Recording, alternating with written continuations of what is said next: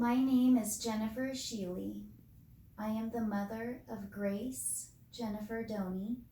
I gave birth to 3 beautiful children, and now I only have 2 here with me. My beautiful daughter Grace committed suicide on November 22nd of 2020. This is the letter that I read to the Chico Unified School Board in hopes that they would consider children's mental health when making the decision to reopen schools full-time. Their response was cold and emotionless, and they have since made the decision to withhold full-time education for my children and yours. Dear Chico Unified School District, my name is Jennifer Sheely. I had 2 children currently enrolled in the Chico Unified School District. Now I only have 1. My daughter Grace Jennifer Doney ended her life on November 22nd of 2020. Please listen as I share with you a little bit about my girl. Gracie was a 15-year-old sophomore at Chico High School. Before the beginning of COVID-19 last March, Grace was used to being a straight A student. If Grace got a B, it wasn't good enough for her because she felt she could do better. Grace was involved in leadership classes at Chico Junior High and went on to enroll in honors English class at Chico High School. She loved school. Last March, when the school moved to online learning, Grace began to struggle.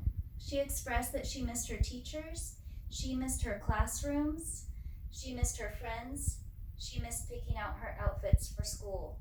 But she did her best and pressed forward to finish out the school year, receiving grades that were not up to her normal standards. In August was the start of another school year online. Grace was accepting of the circumstances, but very sad. She set out to do her best right from the very start of the school year. I watched Grace stay up until 2 a.m. many nights before the first set of progress reports came out. She said that the ingenuity took so much time to get through, and she was desperately always trying to catch up and complete more assignments. Grace told me that she felt it was impossible to learn chemistry and math without a classroom and a teacher to learn with. One night, Grace expressed to me that she knew she wasn't going to succeed in her chemistry class and asked if I could help her switch to a different class. I called the school the next day and I waited for a call back. Carly, Grace's school counselor, was very kind. She told me that the majority of the students were struggling with the ingenuity and that the counseling office was swamped with return emails and phone calls. She looked into switching Grace's chemistry class and was sorry to report that we missed the deadline to switch classes by just a few days. When schools reopened up for partial in-school learning, Grace felt relieved, but she was sad that she was placed in the AM schedule and her best friends all had the PM schedule. She still kept trying her best. During the last stretch of school, Grace longed to attend each of her classes for full school days. She talked often of her English class. She shared that being in that classroom brought her so much peace and joy, and she wished that she could be there every day. Grace told me that she thought if she could move to the PM schedule, she would feel less lonely because she would be in the presence of her close friends. I called Chico High School on October 26th to see if we could make that change happen for her. I received an email on October 28th that there was a list of 25 kids that needed PM schedules and that perhaps the change could be made for Grace in January. Shortly after being denied changing her school schedule, on November 16th, we moved to the purple tier. Grace was extremely sad at the thought of possibly returning to complete online learning.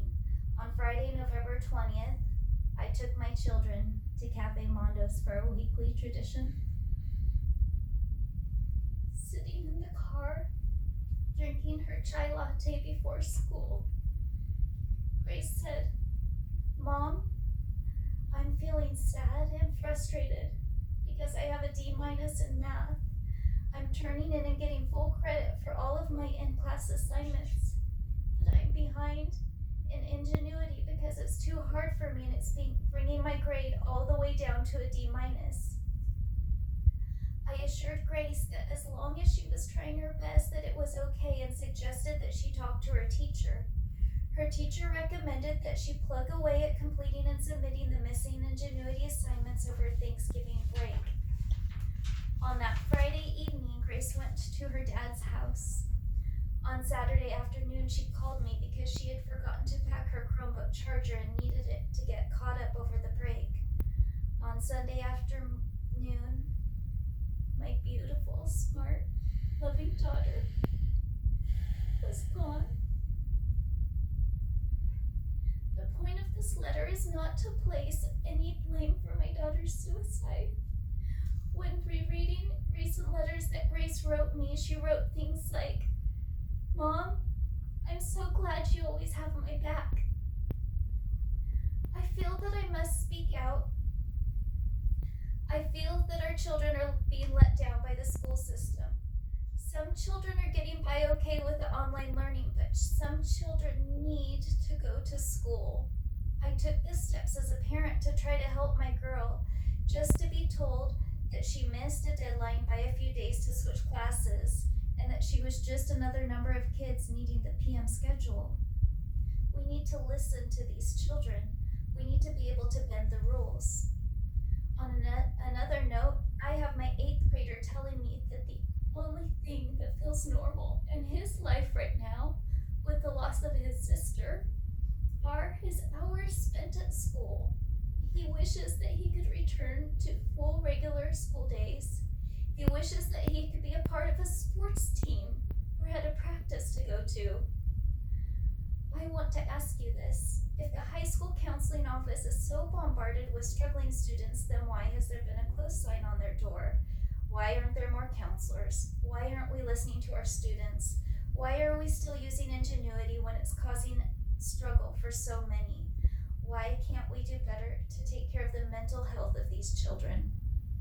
When determining how to proceed with the next school semester, I ask you to really think about the mental health of our children. Many children need to go to regular school. They need face-to-face instruction from their teachers, and they need to be around their peers. Thank you for listening. Sincerely, Jennifer Sheely. Reading this letter at the school board changed absolutely nothing at the time. A handful of people, the majority of which have no school-age children, are making the decisions for thousands of students and parents in the Chico area. Parents and students' voices continue to be ignored. Thank you for listening.